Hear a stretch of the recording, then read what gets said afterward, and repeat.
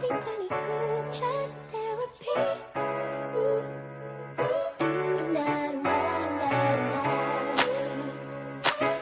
Na, na, na, na. My little safe haven of conversation, where we make space and ease our frustrations. Continuation for days and days, and I can just say it, no explanation needed. We just understand what we mean, if only through pictures and memes. Years together run deep in the glow of our screens. It's a party inside. Sometimes it needs solutions, and sometimes it's just a vibe. I think I need good chat therapy. Na, na, na, na. Na, na, na, na.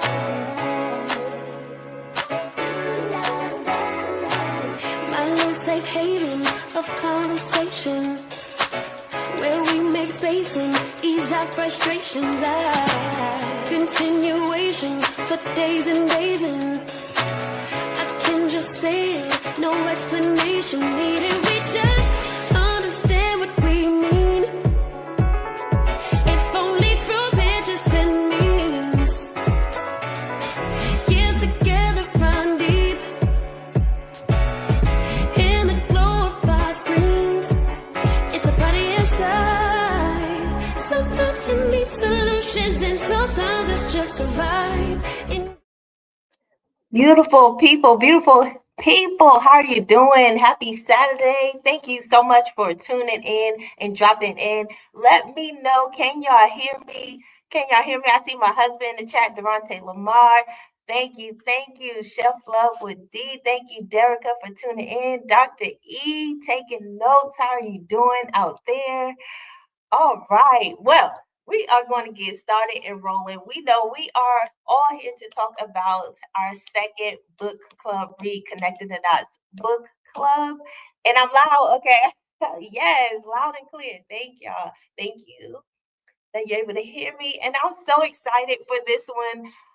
This is Sidney Poitier's first autobiography, This Life. And if you saw the clip before last, he actually has 3 autobiographies, and part of that clip had his 3 autobiographies shown there. The other ones are The Measure of a Man, and then he also wrote like a letter to his great granddaughter, which is so love the image there.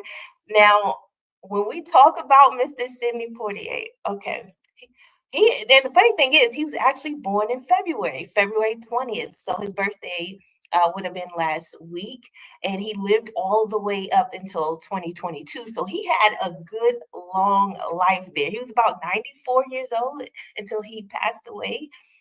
He unfortunately passed away from heart failure, but his life was very interesting. Now I know, Dr. E, you were already talking about like he was kind of out there. He was wow. And so I'm excited to hear everyone's thoughts. If you read it, let me know, how did you enjoy it? Now, as you see, I don't have the cover, and I love the cover for it.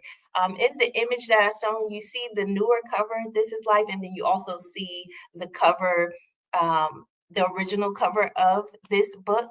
And Better World sent me Sidney Poitier's book, but they sent me another one without the cover. Now, I didn't have to pay for it, but it's just unfortunate, like, why I can't get one with the cover. So it's too funny. So hopefully one day I can get one that has the cover. But I had a joy reading this, starting out right off the gate. He has like a little over 20 chapters in this book. For this autobiography, and the very first chapter, it starts off with Cat Island, and so I'm interested to hear your thoughts, Dr. E. I know, do you have any thoughts on that first chapter? I was like, a little taken back on how that went, because it's very interesting. His mother was Evelyn and Reginald, and it was interesting the life that they lived, because the father was he was like a tomato farmer, and they would come back and forth from Miami to the Bahamas of Cat Island so he can trade his produce. And then so that's how Sidney ended up being born in Miami. And he was actually born premature. He was born about 7 months, and he only weighed about a little 3 pounds. And he was obviously expected not to necessarily survive, very small chances of survival there. And he ultimately did, as we know. You love how relevant it is today and how we think of immigrants. So true, so true. Yes, I appreciate y'all.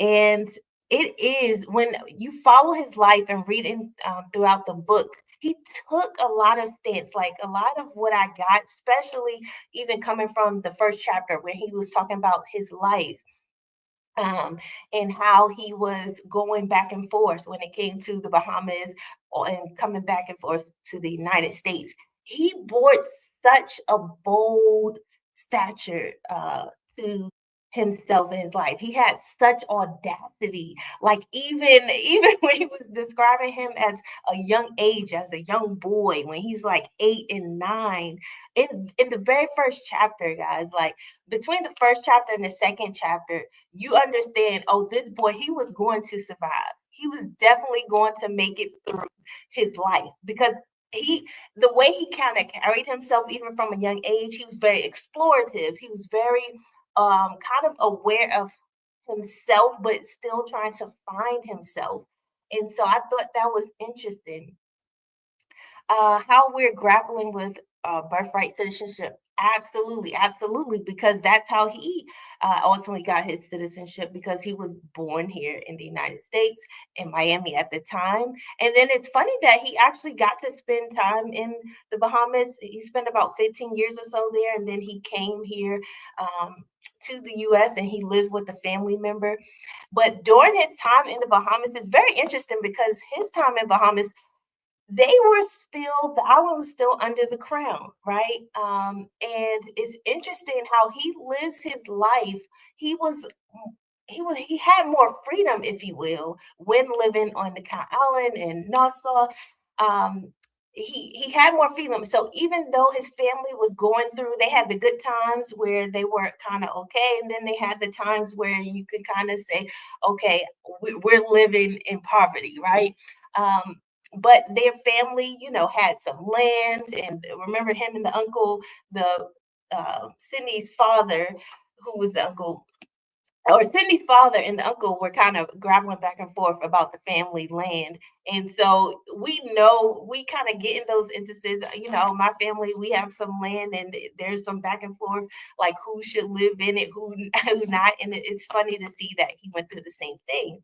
But when he was living in the Bahamas, he kind of grew up for that stint of time, being able to see people like him, be able to see kids like him. He even talks about early on how he developed a sense of his sexuality, if you will. He was very in discovery mode, right?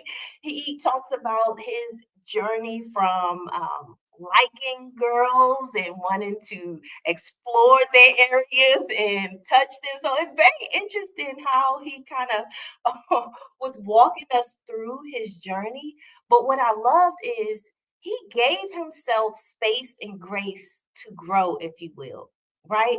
Because when we look at children, we kind of, a lot of times they're taught, no, don't do that. That's bad. Don't touch yourself. Don't figure out the parts you have. Don't explore with other kids, with everything you kind of get curiosity for and need to learn about instead of getting more information about, instead of getting enlightened on best practices and things. You kind of get in this phase where it's either no, no, no, or that's evil. We shouldn't do that. That's not normal. But I love how he kind of journeyed through his earlier life. Yes, kids can do hard things. Absolutely. I like that he kind of journeyed through his life with that sort of freedom, if you will. And we saw that his parents, he did have the type of parents that reminded me of my grandfather, who always said, pick yourself up by your own bootstraps. He came up with those parents like, y'all, if y'all gonna be here, y'all gonna do something, right? Because I think his parents had about, he was like the seven. He was one of seven. They had a lot of children. And he was kind of the younger. Um, on the younger side, he had older siblings, but it seemed like if you're going to be in this house, you're you're gonna work, okay?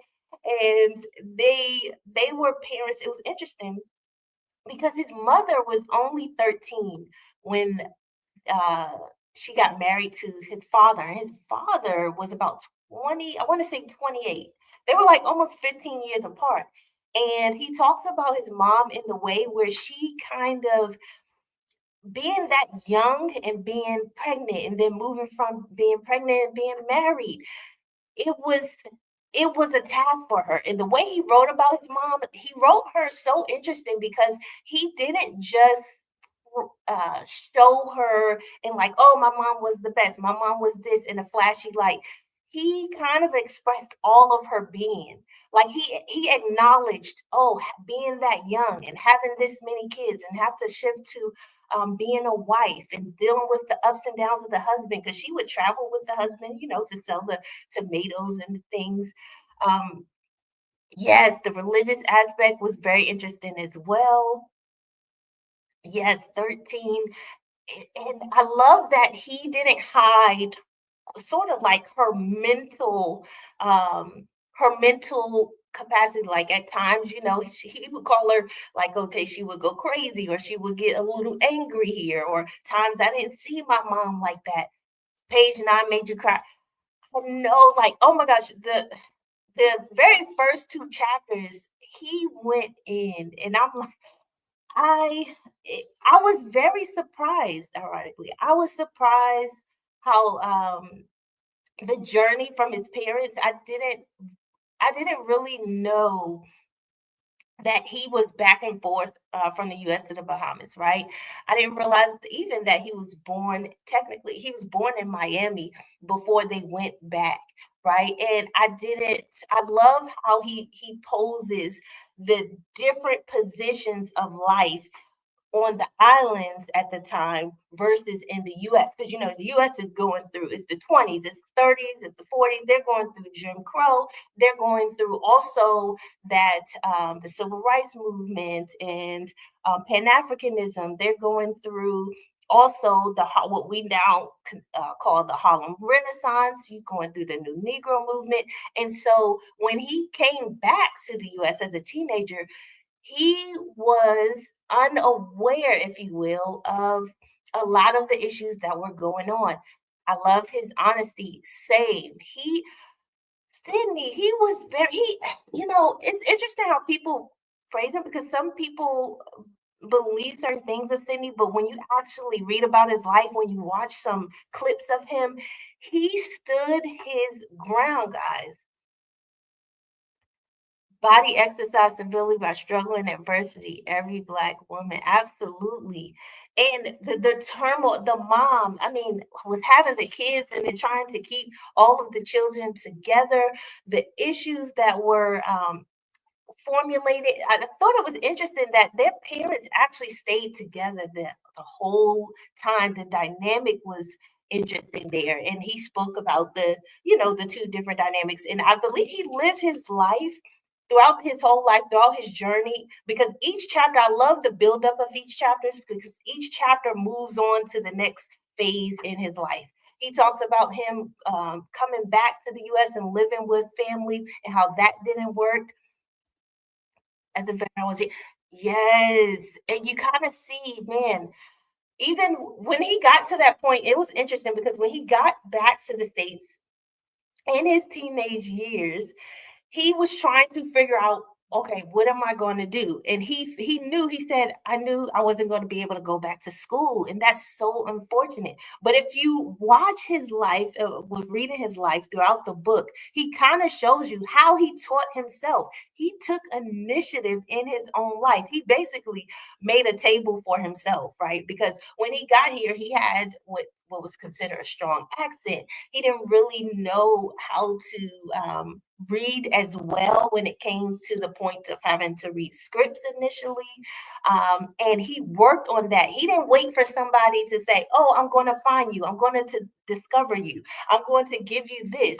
Notice every chapter he's showing you that he took the step. He didn't wait for somebody, "Oh, you need to learn how to read. Do you know how to read?" He did not wait. And I love that. And so he was trying to, he ended up in Atlanta after leaving the family home because he realized, I can't stay here. And the guy, like, his family members like, "You gonna stay here, you're gonna need to work." And he's like, "Man, I'm thinking I'm gonna be able to go to school and I can't." Yes, that's so true. We don't give ourselves time to build resilience today. That is so true. I think we rest on, a lot of times people believe that a lot of celebrities or stars or people who are successful, it's that one person that finds them, or it's that agent that finds them, or someone's discovering who they are if they just sit on the street, play their music and do that. But when I study a lot of um, those who we read so far, even Maya Angelou, I noticed that each of them, they had to, it was trial and error, right? They had to go after for what they want. If they needed a lesson, they would go get it. If they couldn't afford to get formal lessons, they would listen and watch. Because notice Sidney, he at one point, okay, he went into the army. All right. And he wasn't of age per se. He said he lied about his age. And it's funny because he was just like, I got to figure out something to do. At one point, he was in Atlanta. He was just trying things. When he got into the army, it's very interesting because he didn't stay long. He barely stayed a year. It wasn't even a full year. If I'm remembering correctly, that he ended up being in the army, and he didn't like how the people were treated, and like it was like this psychiatric hospital that he was helping to work at. And so to get out of the army, he kind of pretended, he kind of made kind of this obstacle, or like this, he basically staged himself of going crazy, being mentally mentally um insane, if you will, to get out the army. And so he had to kind of play this role. But it was interesting that the doctor is described that kind of gave him like that Section 8 ruling. He knew, they figured out like, okay, he's not really mentally insane, but I feel sorry for him, so I'm gonna go ahead and grant him this. I thought that was interesting. And what if he decided, "Oh, I'm just going to be the yes man. I'm just going to do whatever I'm ordered to do." But I noticed a lot of our people who ended up serving, even at those hard times there, they battled with what was actually going on. Why are we here? Why are we doing A and B or C? Why are we treating people a certain way? And that was another stance on his own, if you will. He took the stance, okay, I got in, it's not for me. I'm not doing this. That was another way of showing I have autonomy. And it was funny because he had to get his I don't know if you all remember that part where he had to go get his birth certificate, right? So he had to go to the institution, into the building, to get his birth certificate, and they were calling him, the workers there were calling him boy. They were calling him like, "What's your name, boy?" And he's like, "My name is Sidney Poitier." He was like, "Don't call me boy." Like he was he was somebody who we would say today stood on business. And because that's again that barrier, when he came over, he was not used to the dynamics between our Caucasian sisters and brothers at the time and us, right? And how we were being treated. And he was not one compliant, because in that time, in the spaces we were expected, "Oh, put your head down. We call you boy. We don't treat you like a man or a woman that you are. We're going to treat you like a child or someone who is very dependent and you don't know what you're doing." And so he was so bold because of that blind spot, if you will. And I love that he came with that blind spot, because that showed him and showed other people that, "Oh, I don't have to take with how these people are talking to me. I don't have to like say, 'Yes, sir.' Yes, sir. Or I don't have to take being called boy when I'm a man or a young man, right? And so he kind of was very, he was very particular about that as he was learning about today. And we see this today in the diaspora. Absolutely. Absolutely. Yes, we do. And I thought that was interesting about him because people don't talk about that stance, right? And we don't, it's interesting that he came from the island that was under the crown, but even at the time with being under the crown, he was not going through the Jim Crow issues that we were on this side of town. And I thought that was so interesting. And then carrying on from that, he leaves the army and then he's like, he's got a little bit of money, right? And he's like, okay, how far, where's the bus going? He kept asking like a bus driver, like, where's the bus going? How far is it going? And the bus driver gave him like Chattanooga. And he was like, that's not far enough. And by the time he got to New York, like, oh, there's a bus going to New York. And he's like, how much that cost? It was like $11 or something. He's like, okay, that's far enough. And then he took this journey to New York. And remember, he's still a teenager at this point. He's still a young adult at this point. They are now learning about the horrors. Yes, absolutely. Absolutely. I thought it was interesting how he chose to go to New York and how he kind of made the decision like, I'm going to be an actor. You know, if I'm not going to school, I have to do something and I want to be successful. It seems like that was in his mindset. And I wonder if that came from how he grew up and seeing his father and his mom have to struggle with the being tomato farmers and then his dad at one point being a cab driver. It seems like he did not want, he said, hey, I cannot do that. I want to be successful. He made it that point where he realized I want to be an actor. And if you notice, I don't know if you all read Viola Davis's memoir, Finding Me, but I found some similarities in that, even with Maya Angelou, because Maya Angelou, because Sidney decided to, I'm going to take these different jobs. He was like a dishwasher.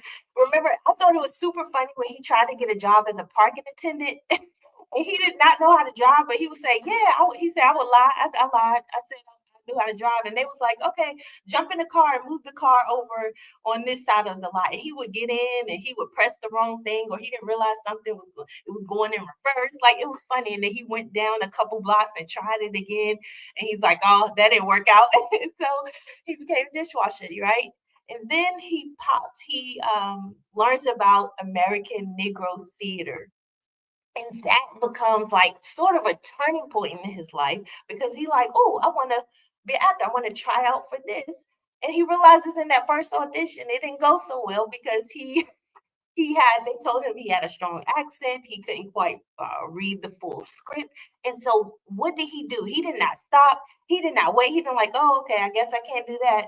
Let me go do something else. No, he took the initiative. He took that feedback and said, oh, I can get better. I can learn this. And I thought for me, it was kind of a bittersweet moment in that because it's like it's unfortunate that people have to assimilate because in a sense he had to assimilate as far as when it comes to how he spoke, how he showed up in those auditions there. And so having his accent, he kind of learned to do away with it. He was reading newspapers. He had a lady, another waitress, an elderly woman helping, elderly person helping him read newspapers and learn how to articulate himself without having the accent so much. He would listen to the radio and hear how words were being said, how the patterns of the tonation of different things. But I noticed how he took initiative on that. And that was about several months, right? It wasn't just like, oh, 1 month I did this and then I learned how to do it and I was great. He took time to do that. And then he went back to the American Negro Theater and ultimately he had an audition that was okay. They initially let him in um, because they needed more males. He said it was a program that needed a mixture. They had a lot of females, but they didn't have a lot of males. Yes, same. I feel like we're all actors in many regards. Absolutely, because you're learning and adjusting, and then each phase, I feel like what he did kind of reminds me of interviews, right? Because on each interview, you kind of studying and you're kind of learning, okay, about the role and trying to, you're adjusting yourself to fit, if you will, to get that role. So I thought it was very interesting. But I, with him doing that, I still found that he was still himself, if you will. He didn't let who he was and how he wanted to be presented deter that away from him, even though he had to, kind of separate from that part. The difference today is that we don't strategize. Yes, strategize and also organizing. We have a hard time organizing together and coming together on to get things done. And I love that with the American Negro Theater, there he met Harry Belafonte. He was in of he was in a play. I want to say it was a play. And it was funny because his first time on this scene, he was forgetting the script. Okay. They let him, okay, we're gonna try you out, right? It was something where Harry he was like an understudy for Belafonte. And so he got the chance to go on stage and he thought the first time remember when he was talking about the audience was so quiet. Now that's another thing when you're doing, even with the YouTube thing, like I can't hear y'all right now unless you're on the stage with me on the platform I'm using, but you're in the chat. But imagine coming on like you're worried, like who's gonna show up? Is anybody gonna show up? Is anybody gonna talk back to you? Is anybody going to respond? You know, and that's the same feeling I got when he was in the movie theater, like when he was on stage. Like, is the audience going to clap? Are they going to laugh? Like, same. We're learning. I love that, girl. I'm learning. I love that.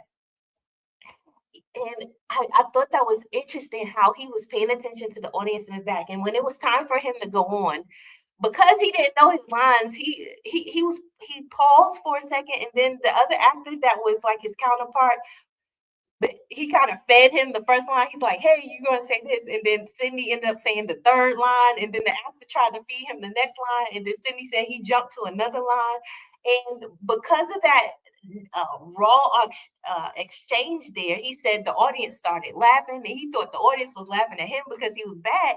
And come to find out, he kind of made a moment in the play that wasn't there, and he got a review. There was a review on that for him and they said Sidney was the only one when he came out. The play was it was dry and everything, but until he came out, that's when like the moment happened.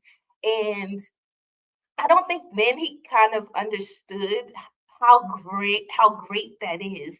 Like even in the trial and era, even in our hiccups or our mess ups, you can pull something great out of that, right?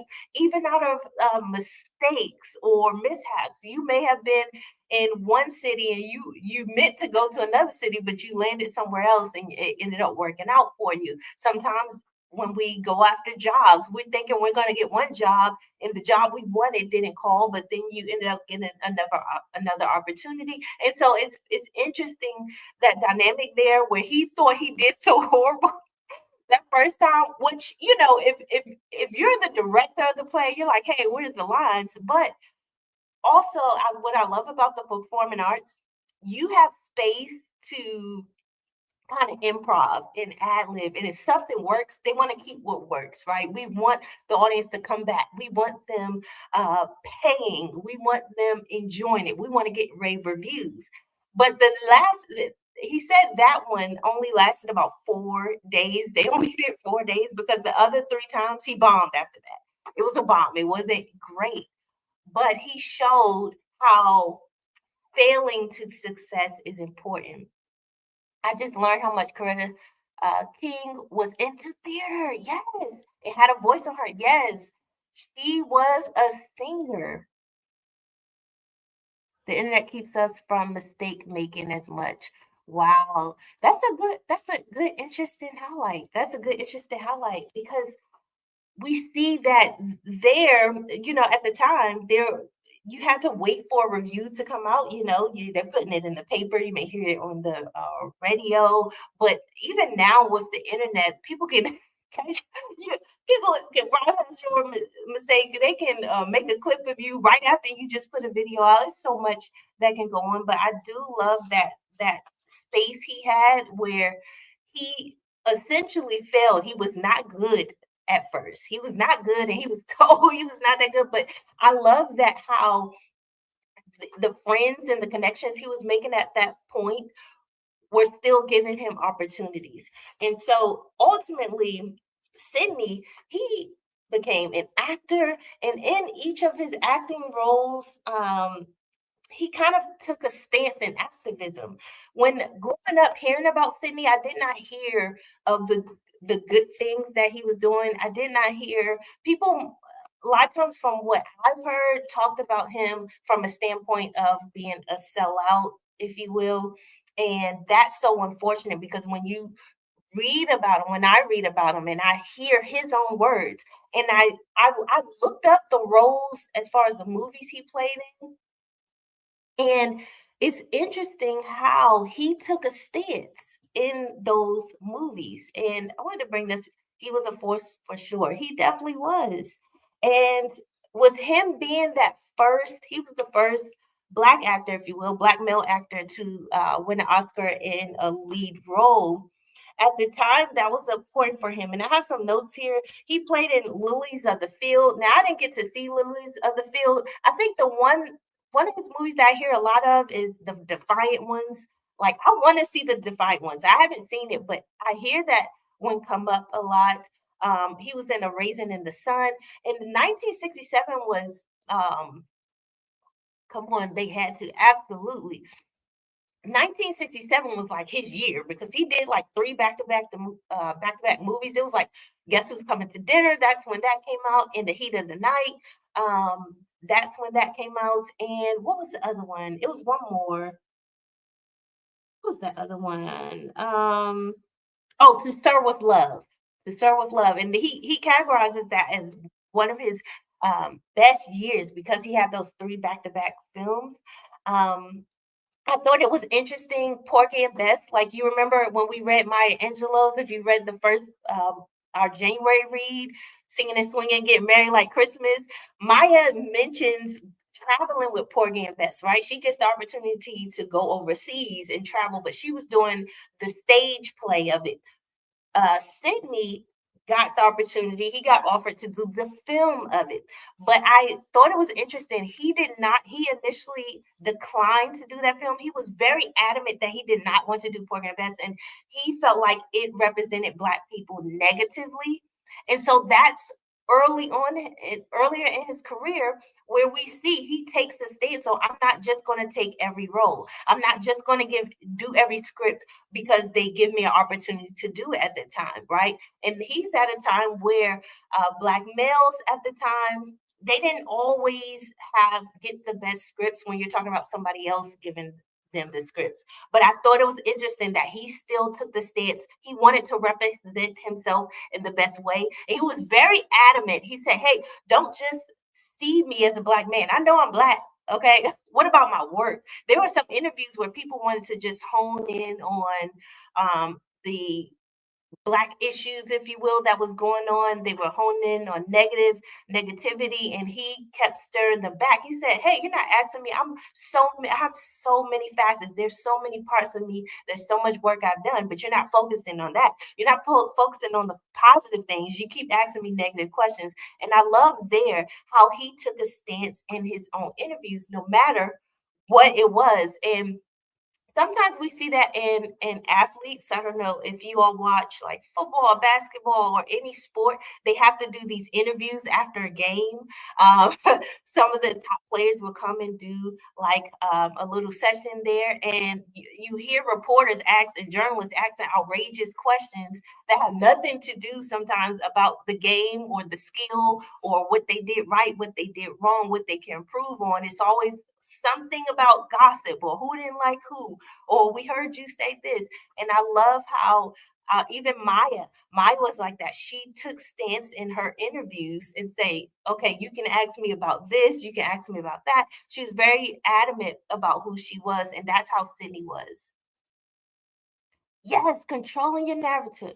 He was adapted by that. And I love that because that's something, if you don't know, guys, Durant Lamar is my husband. Thank you for pointing that out, Bugs, because and that's something that you always say that I love. It's like learning how to control your narrative. Because if you don't, we see somebody else will. Even in today's facet, somebody can take a little clip of you and then change the context and make it seem like you said this or you feel this way about this group or about this situation, and they want to cancel you out. But I love in that time they had space, if you will, to make a stance in their work. I'm about my work. Let's talk about the work I did, the work I'm doing. This is why books are so important. Right. We're not socially aware anymore. That's why reading is important. And then not just stopping there. Whatever you're reading, go research. Go look at the bibliography, the reference pages, the index in the back, and take that on and to do more research and to do more um, experiments and look at their speeches, look at people's words and interviews. Other people always try to write your story. That's so true. That's so true. And that's why I love he got to write 3 books. Maya, we know she wrote 7. Okay. She did not, she gonna write every stage of her play and she's going to get it corrected. And that's why I love Rosa. If you haven't read Rosa's autobiography, guys, it's called My Story. That's Rosa Parks. I love that she got to write her own story as well because she corrects things that we got shown as propaganda, right? She makes corrections in her autobiography. Like she talks about an image where she's sitting on the bus and it's displayed as the image where she actually um they portrayed it as, oh, this is when she sat down, the big moment she took a stance. But she said, no, that's actually the second time. That wasn't the first, she was like, or that's another time when she stood down. So it wasn't the first time when, the moment in history that we talk about Rosa Parks, that wasn't her first time. She was always taking a stance. But the images they show wasn't about that time. They took it from other moments in her life. So I thought that was interesting. Yes, you should read that one. It's short. It's a short one. So it's Rosa Parks, My Story. It's not a long autobiography. And I love Rosa because she's another one who was kind of a small lady, but she stood on like she did not play. Her grandfather did not play. Like she was tough. I'm telling you. I enjoyed reading her autobiography. I enjoyed how she portrayed her work herself, and it was unfortunate because in her later years, because she was still living when I was a young girl, she was still alive, and I didn't even know that. The way my teachers talked about Rosa, they talked about her as if she was already gone from this world. She only did that one thing, and that's what we praise her for. But this lady, she has so much work, and there were other people featured in her book that I haven't heard about, and it led me on to other journeys. I just realized I'm the nonfiction girl. Yes, nonfiction. I always say, and there's people who don't who say, oh, don't read nonfiction, or they don't like it. They don't want to all do homework and schoolwork. And I'm like, I promise you guys, if you start with the right nonfiction book when it comes to memoirs or autobiographies, you pick up the one that most interests you first, or the person whose life you're trying to get more into, and not just to kind of read about their life just to know, oh, the gossip or the juice, but read about the journey. Learn what does it take to get me from A to B to C when you're talking about people who are successful. What ways did things work and what ways did things not work? Especially when we're talking about progress as a people globally, not just Black people, but humanity. What was working that we could do now? What didn't work? What do we need to change? Because every decade you see a change, we evolve. There's still issues we're still facing, but we have a little bit more resources now. We have a little bit more technology now. We have a little bit more awareness and observation, right? Science has came a long way. The medical field has came a long way. We have a little bit more information than we did. Our version of Black history was washed. Absolutely. We would in school we didn't even touch that much on a lot on our history. We only got a small bit, and that's why in our adult life, it's our job to continue to read, to study, to learn, um, to have discussions. 98% of your show. I love that. I love that you have mostly nonfiction. I know one of my goals was to for this year was to read at least 26 nonfiction books, and the overall goal is to read at least over 60. And I'm already we're about what 5 or 6 nonfiction books in, and I love that. I love that because you get so much knowledge. And I advise for people who they can't necessarily sit or focus for a long time, especially when it comes to nonfiction. Start with historical fiction because I found with historical fiction, like last year I read The Personal Librarian. Um, there's so many great historical fiction books that they are modeling or getting information from events that actually happened, people who actually lived, and they're going to add something to the story, right? To give that fiction at S, but they have those moments and events our time are actually things that are actually happened, and so you can still get that fiction feel while getting birth some information there, and that should lead you on the journey, right? So I never knew about Richard Green. I never knew about Belle Della Costa until I read The Personal Librarian. And then I went and searched information about Richard, which is Belle's dad. And I realized, oh, he was actually the first Black man to get a degree, any degree from Harvard. See, W.B. Du Bois he got a PhD, right? He was the first to get a PhD, but Richard was actually the first overall to get any degree from Harvard. So I thought that was interesting. Yes, historical fiction you love. Absolutely. It's been on my shelf for years. I love that. I love that. Yeah, historical fiction, that's the gateway. Like if you can't get into nonfiction, which when it comes to personal development books, I know we're going a little bit off topic, but when it comes to personal like development or self-help books, you really got to take those with a grain of salt because you don't want people to waste your time.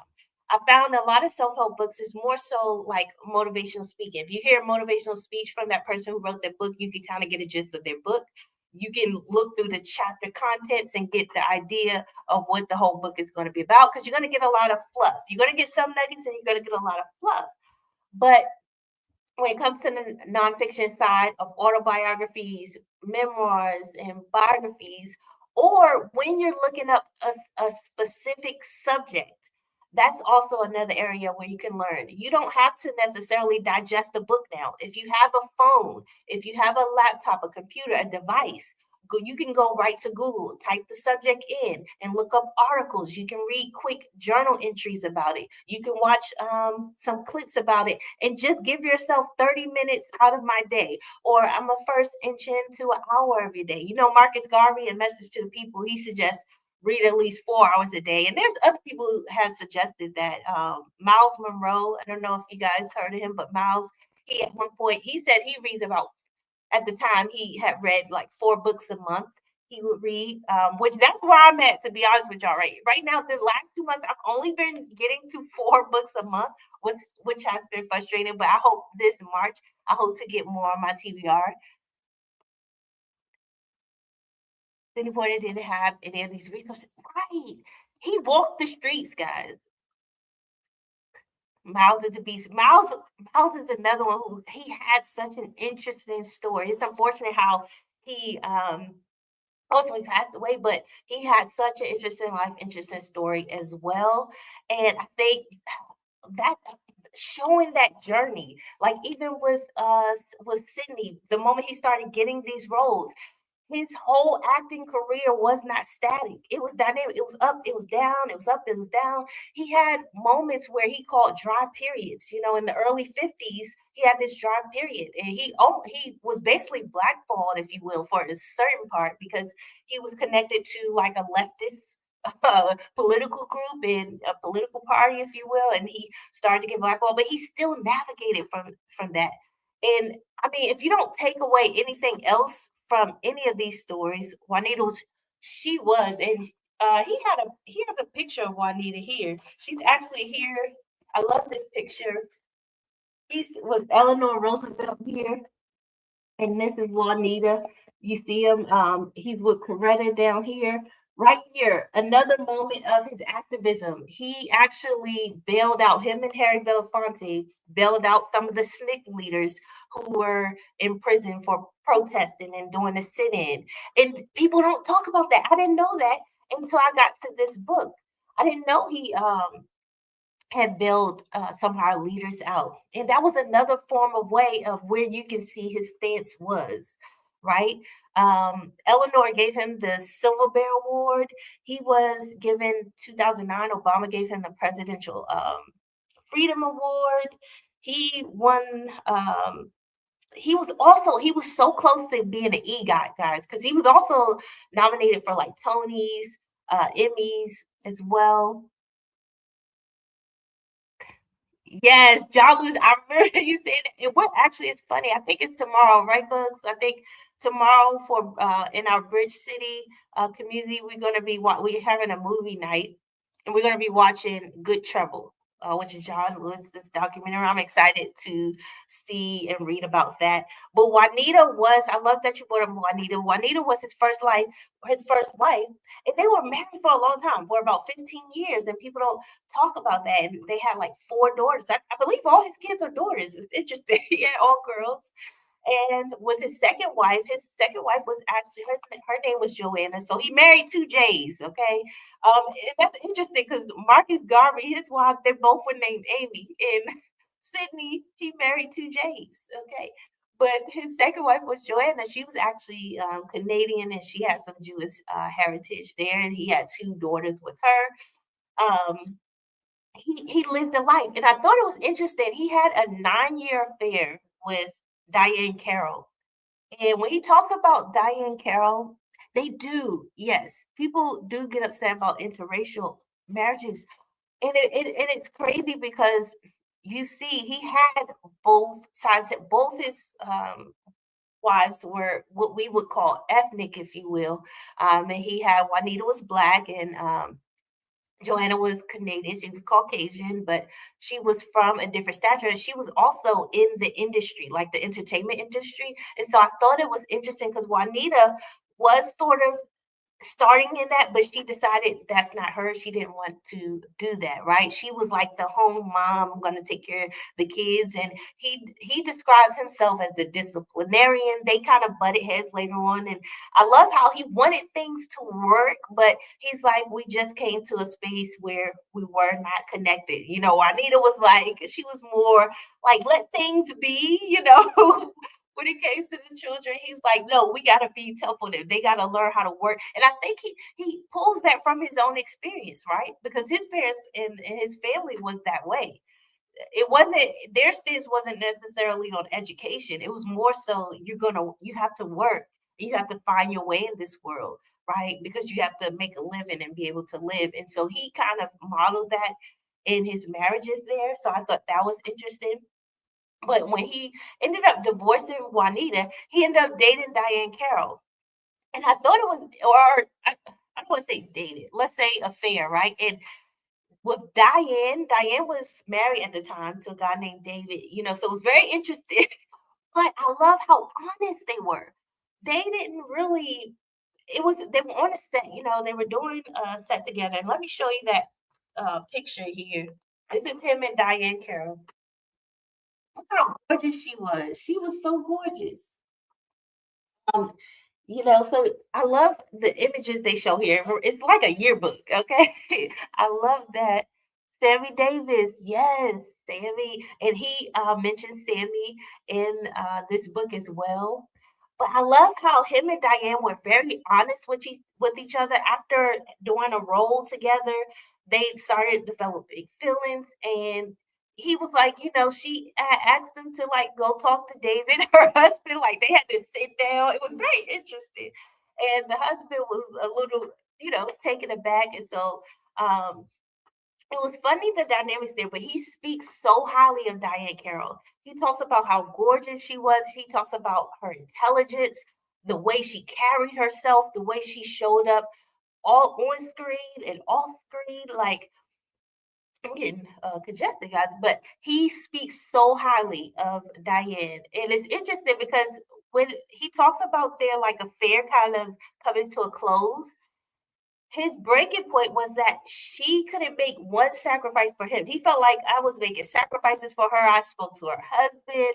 I moved, um, he was kind of doing all the adjustments for her. And he said through that pain and through those adjustments, he felt like it was worth it because it was Diane Carroll. He said it was worth it for him.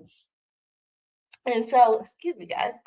And so it was very interesting to see that and hear about that dynamic with them. And I love that he just spoke so eloquently about her. And the only thing he said, when he wanted to move, he said, "Hey, before they take anything further, he wanted to kind of live with her for some time, for like 6 months. Let's give it a trial and error. Let's test this relationship out, if you will, to see if we're gonna move on to marriage." Or whatever. And she didn't want it to do that. He was like, "Man, I did all this for you, and this one thing I asked of you, you don't want to do." And so that kind of was the breaking point there. Yes, it was already hard for a woman, and she moved so graciously. I hear mainly just great feedback when it comes to Diane. She was so beautiful, and like I said, even with Sydney in the chapters that he talks about her, he does it with so much grace. He doesn't call her foul. Like even the dynamic with her husband, her then husband, it was very interesting. I love that were honest. Like, oh, we started developing these feelings during this taping, and we just need to come to grips with that and share that. So I thought that was interesting. And I love that Sidney, throughout his career, he also moved to direct his own films. He directed what was it? Like a Western film, and he also directed Gene Wilder. So if you're old enough to remember who Gene Wilder and Richard Pryor, they did a film called Stare Crazy, which I didn't know Sidney directed. And it makes sense because a lot of the actors who are serious about their work, they eventually moved into directing, they move into getting deeper into their craft.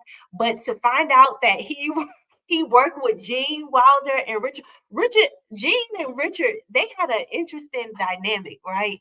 Um, to hear the backstory, I know my husband and I at one point we were talking about Gene and Richard, and they had such an interesting dynamic, but they worked, right? When it came to film and them being in a film together, they just worked. I don't know. It was something about it.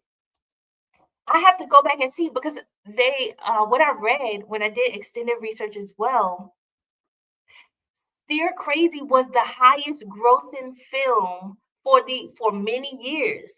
As far as coming from a director or from a black male, it was one of the highest grossing for a long time, and I did not know that. And it was a comedy.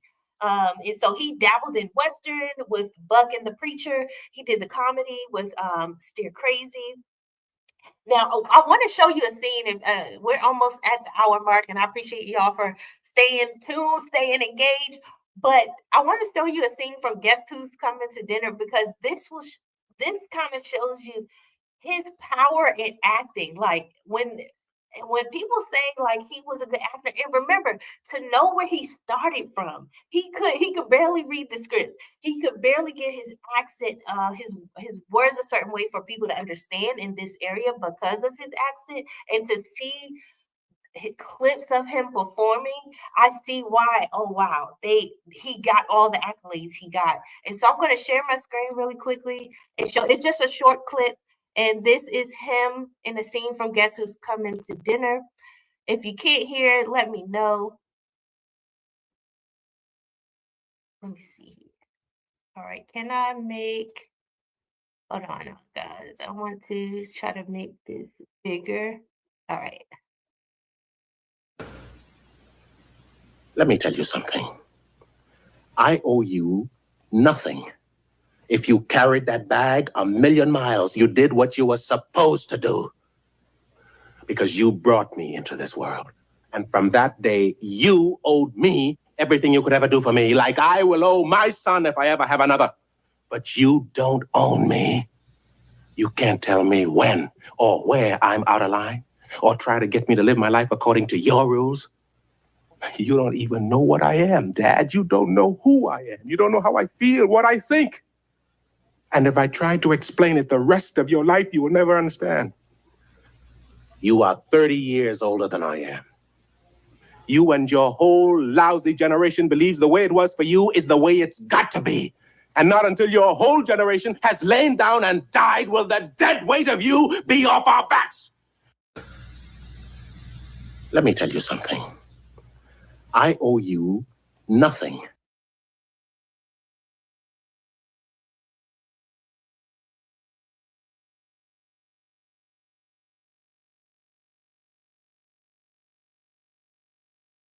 Wow.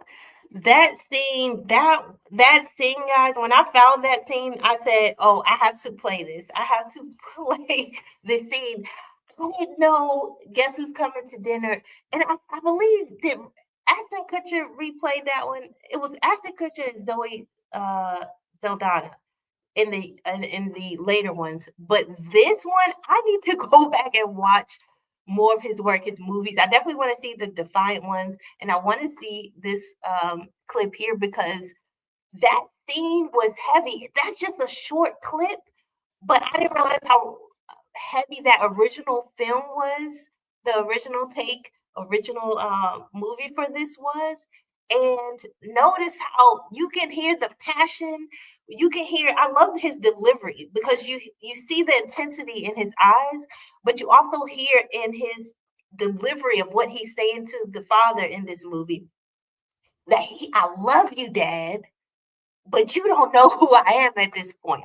I'm basically a grown. He's standing up for himself. I'm a grown man. In the old ways, how you have done it is not going to work now. And I wonder how many parents are listening to their children. Have you been listened to by your parents? Have you been heard? Or how many of us as parents, when we get to that point where, I mean, if I was a parent, this would make me smile because I see you think for yourself, right? You stand for yourself. You know who you are and who you want to be and how you want to show up in this world. And there's beauty in that. Although you hear the intensity of this moment in that clip when he's talking to his father, and I see, for me, I can see how being a parent having internal joy, like my kid's gonna be all right. Okay, he's grown, he's a man now, he is gonna be all right. I can let him spread his wings and fly. So I can see beauty in it, I can see heartbreak in that scene, but that's the delivery, that's the power of when you talk about entertainment and using it to make a point, not just to get silliness and laughter. Yes, we want to laugh, we want to smile, we want to have a good time where we can release and hold back. But the beauty in entertainment is to be able to throw some lessons in there, lessons that you might not have catch because some of us have parents who didn't know better yet, or they didn't have the tools, or they didn't. Some people, sat in the sense, oh, I didn't have the tools, so I'm just going to leave it at that. But you had some people who said, I didn't have the tools. My mom didn't give me the tools. My dad didn't give me the tools. My grandparents didn't give me the tools. But I'm going to find what I need to make it through. I'm going to find what I need and learn what I need to get better. So I love those different dynamics there. We have to be willing to let our children go like his father did, his sister. Absolutely. And that was another thing. I'm glad you brought up his sister. The sister, Teddy, they called her Teddy. Ooh, that reading about Teddy and her journey, because he gave her like a good amount in the earlier part of the book. Man, the Teddy, Teddy was one of Sidney's sisters, one of his siblings. Raised them the way they should go. Absolutely. You got to trust what you put into your kids. If you're a parent who's trying to do well, who's trying to do different in a healthier way. But Teddy, I thought it was interesting, the dynamic with Sidney's sister, because she was dating someone who was ultimately abusive. And the father got to a point where he said, I can't help you. The father whipped the sister at 20 years old. This lady was 20 with kids, but she brought the man over or something like that, and she didn't listen to the father, and the father got upset, and he ended up whipping her at 20. Sidney said she got a good beating that day, and it was funny because she let him do it. You know, you got some kids like, okay, you're not whooping me after 10, barely if that, but yeah, show did with the switch. He said, "Go get the." He said, "Go get the switch." It was too funny. We're missing story. We're missing the storytelling with the moral like yes, absolutely, absolutely. I thought it was funny that the father, old school, go get the switch. That reminded me of my great grandmother because when my mom talks about and her siblings talk about stories about their great grandparents, it was that switch generation. Like go, you better pick the right one. And he said his dad just his dad was wiping off the lead. I'm like, you ain't hurt your hand? Like, what's going on? But it's funny because after that moment, the daughter realized. She said, "Well, I make the decision." You know, she talked to the parents. You know, she made the decision to go back to that man, and ultimately the man ended up abusing her. But she learned a lesson in that moment because she didn't stay there. The guy ended up uh, finally that relationship broke off. But it got to a place where Sydney's parents, ultimately the dad, was like, "Okay, you want to do what you want to do. I'm trying to give you a way out, but I gotta let you go. I'm gonna give you this good beat. I'm gonna let you go so you can remember." And it's kind of interesting, funny, because my husband and I were just talking. What were we talking about this the other day, Books? If you're still on, I think we were talking about like when you're dealing with situations like that. Sometimes you gotta let if the person isn't ready to go, you can't always get involved because you're gonna end up either they're gonna be upset and angry with you that you got involved, or you're going to get harmed in the middle of it, or they're going to get harmed. And we see stories like that. That's so unfortunate that people who are trying to help are the ones who get harmed, or they get shunned, they get exiled from their family members. Um, and that's a hard place. Because for me, if my child was in that place and you're trying to shake it in them, like, hey, do right, make this right decision. But we understand that each of us have our own journeys. Even me, each of us, we're going to go through those moments. Oh, I shouldn't have did that. So and so told me, but I had to experience it for myself. We're going to go through those moments, and there are times when the as an adult, you got to let it be. You got to trust. Okay, did I instill enough in my child for them to be able to navigate? Did I do that for myself? And you see the moments, the shortcomings of the parents at the time, and then how they're trying to navigate having a lot of children, not having them having those shortcomings. But you understand, even with the journey of Sydney, they're going to have their own trial and errors. They're going to have their own explorations. They're going to have their own journey, right? But ultimately, I love how they each have this kind of roundabout moment, if you will. Sydney, at one point, he was in California in Beverly Hills. He ended up getting a nice a nice home back in the Bahamas. Um, and so he got to a point in his life where he was able to do that. He had a home in New York. So it was interesting having that full cycle moment. He got to see both his parents. It was a stint where his parents did not see him. They didn't know if he was all right. They didn't know what was going on. But he eventually got back to them. And in their later years, like at first his father took ill, and his father was very head stance, if you will. And then the mom ended up, once the dad passed away, the mom passed away about 2 years later. It was kind of back to back there. But I thought it was interesting that some of their kids, a few of their kids died before the parents did. They lived a long time, they never came back to the US. And I thought it was interesting because he had a brother who is like Cyril, I think his name, who tried to come to the US, but he didn't have a birthright stance like Sydney. And he was just coming off of things and he was getting into trouble. He was like, oh, I'm gonna go back to the Bahamas. I thought that was interesting. I'm a nerd. Shout out at how the type the book is written is carefully chosen. Yes, last page. Oh my goodness. Such a great story. How Sidney closed, and we start wrapping up here. How Sidney closes the book, the last chapter here, you guys. He is so blunt. He's straightforward. The last in his last stance in the book, he has a chapter called "The Young," and he tells this like little moniker that in the closing of the book.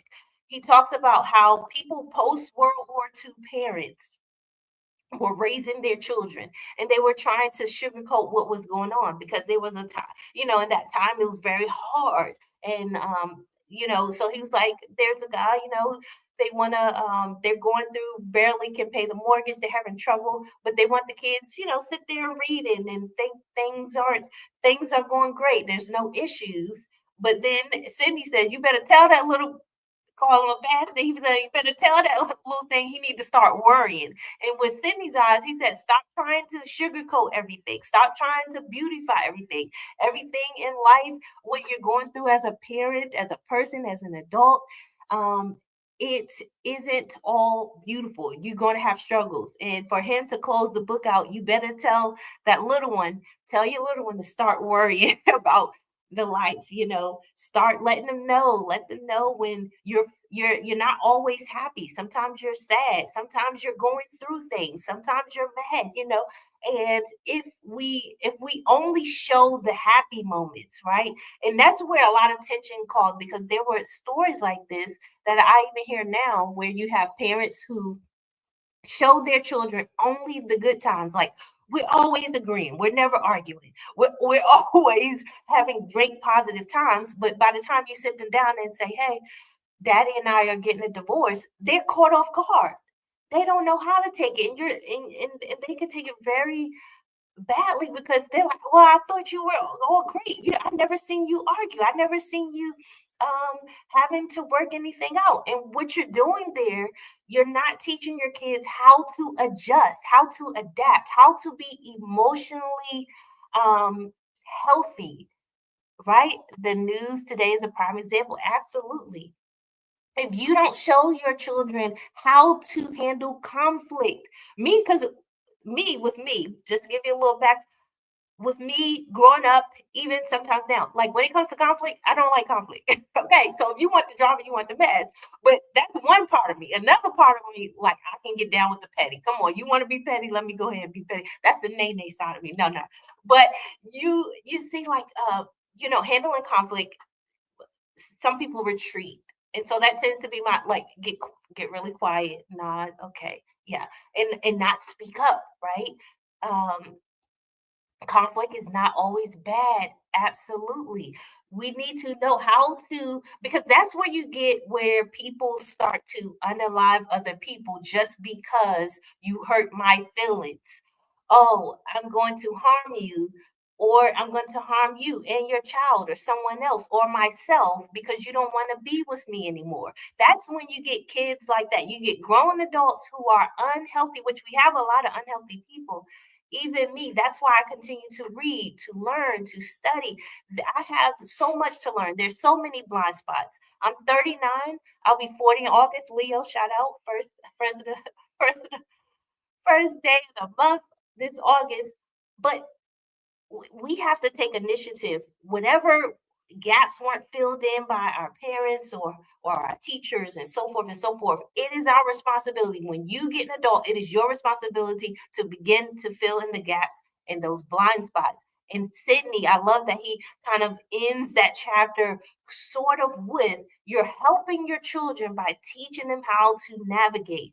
Yes, you're going to, in your adult life, you're going to have ups and downs. You're going to have loss. You may have failures, but you're also going to have success. And when you have those failures, how do you move to the next step? Okay, what's next?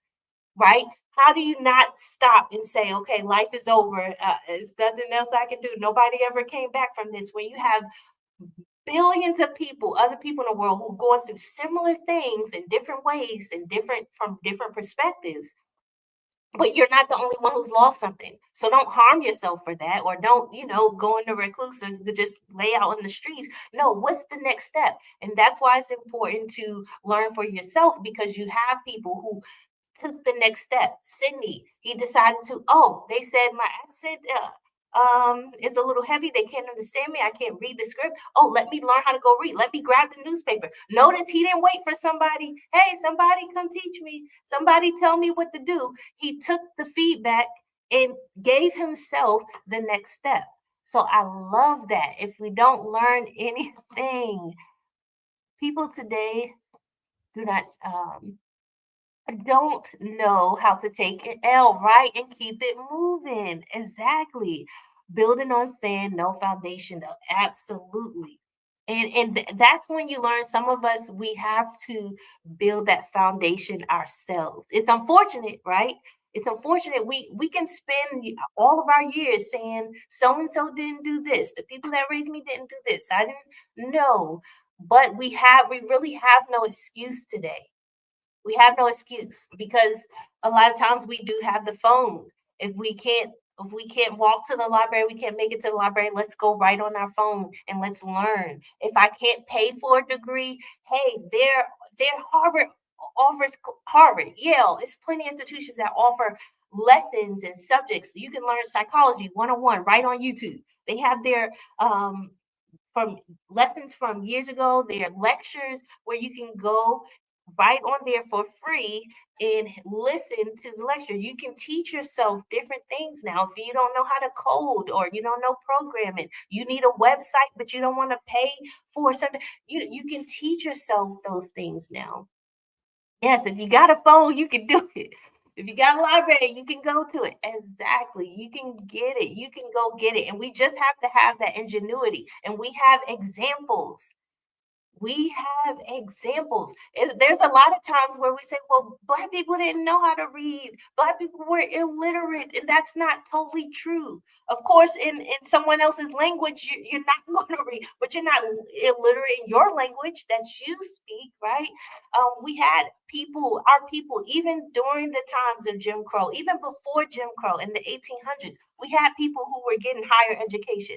We had examples just like Frederick Douglass. Look at Benjamin Banneker. You had people who kind of took the initiative, even George Washington Carver, who took initiative. I'm going to learn for myself. And if I have to teach myself and walk myself through it, I'm going to do that. Those are autodidacts. They don't wait for somebody. They didn't say, oh, I didn't have the best books to get this education. I didn't have the best circumstances.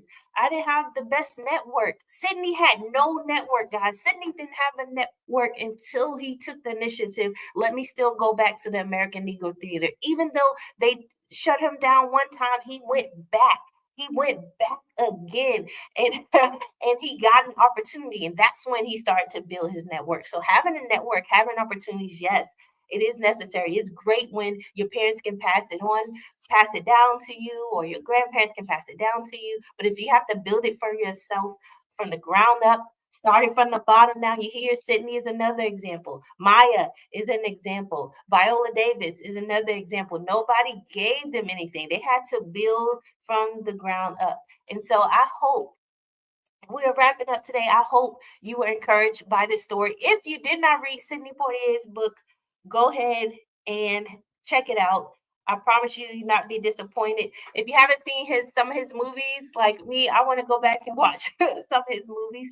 He had a movie where he slapped somebody, and that was like a big scene because it was when he was playing the detective in the heat of the night. I wanted to mention that that was kind of not in the script there. And when that happened, his white actor counterpart said slapped him in the movie, and then he slapped him back. And then he was like, he made sure they kept that in the movie because he's like making sure again, showing Black men, showing in that time how to take a stance and be bold. And I hope you get encouraged by today's session, understanding that, man, take your seat. If no one else is going to give you a seat, no one is coming to save you. You have to save yourself. But there's beauty in that because nobody can take away the work you had to put in to make a table and a seat for yourself. Okay. Don't stop at the nose. Keep going. I love that scene as a child. Yes. And you know what scene I'm talking about. That was funny. I'm like, whoa, okay, that was bold. He said, you better leave that scene in there, okay? But yes, I hope you are encouraged to take the next step for yourself. Don't wait any longer. Push yourself. And if you're not ready, you have to understand where you are, understand your level. If I'm not ready to take the next step, I need to find what the next step is. What am I trying to do? What do I actually want to give a chance? And if you're not sure, try some things. See what works, see what doesn't, right? But take the next step that you need. If it's needing to learn a new skill, take that next step. Don't wait till you get the degree. Don't wait till you have the money to pay for a higher institution. Go type that subject into Google and find resources to get to that next step. I'm running through the wall. Was like the Kool-Aid man. That's hilarious. That's hilarious. Yes, but I hope you are encouraged. Oh, March Read. I'm March Read. Join us for March. This will be our last nonfiction read, at least for now. So each quarter we're gonna read a different genre. I plan for the next quarter to be romance. If you all have any romance selection, and it could be historical fiction, romance, it's any type there. If you have some suggestions, don't forget to throw it in the chat. You can go to my community post it there. You can go to my email, however you want to do it. Come back on the video here once the live stop. Come back and comment on it so it can get more traction there. Share it. I appreciate you all. But we're gonna read Nina Simone. I put a spell on you. Look at Miss Nina. Now y'all know I'm ready for Miss Nina because I already Miss Nina. Her life was another like, ooh, this lady, when you talk about bold and audacity, Miss Nina, and she went through it. She went through a lot of things. Her life was so interesting. You have zero more, bro. No worries, no worries. We're gonna see how it is, but I think we're gonna have a great time. But I'm excited. If you don't have your copy, it's right available on Amazon. You can type it into Google and you can find other places to get it online as well to support other indie uh, bookstores in your area if they do have it. But if you can't find it anywhere, Amazon does have it, and it's very inexpensive to get your copy. But I'm excited to jump in this. It's a short read. As you see, it's not a long one. Sydney's was about 371 pages. This one is a shorter one. It's not even 200. It's less than 200. It's about 181 or so. So I'm excited to get into this. But I appreciate you all for joining. Thank you, Dr. E. Thank you to my husband. I appreciate you. You all kept me going, kept me laughing. But I hope we learned something today. I hope you were encouraged today. And until next time, you always know, got mine. Yes, I'm glad you got yours. I appreciate you. I appreciate you. I appreciate you always. And if y'all don't follow Dr. E, go follow Dr. E. She does some great content as well. Also, my husband, Durante Lamar. If you're into more information on deconstruction, if you're into learning about humanism and how to navigate through life, go try out the channel. Also, Bridge City Global. Go ahead and type that in the chat. We have some Bridge City Global music. I can't wait to feature some of the new music on my next lives and my videos. I already did one on the short, but I want to feature some of those in the videos so y'all can hear more about that. And yeah, and so until next time, don't keep a lookout for my videos. I'm gonna do a February wrap up, if you will, for this upcoming week. Go check out my shorts and also support yourself. Whatever you're doing, don't wait for somebody else to support you. Learn how to support yourself and do the work and be happy with it. I know sometimes we can get discouraged when we're doing work and we're trying to figure it out and it feels like no one's supporting, or it may feel like, oh, I don't know if I can continue to do this. I want you to keep going. Thank you, Bugs. I appreciate you. I appreciate you. And yeah, I'm hungry, y'all. My stomach growling. So we are going to rock it out. Let's go eat. And I hope you have a great March. Oh, March is Women's History Month, and it's also National Reading Month. So if you are my other content creators, I hope you post some great books that you're reading for March. I'll keep a lookout for it as well. And stay uplifted. Yes, support yourself to show others how to support. Come on with the word. Come on with it. I love that. Support yourself to show others how to support. Absolutely. Oh, dropping gems all the time. I appreciate that. All right, guys. Well, until next time, always remember to keep rising.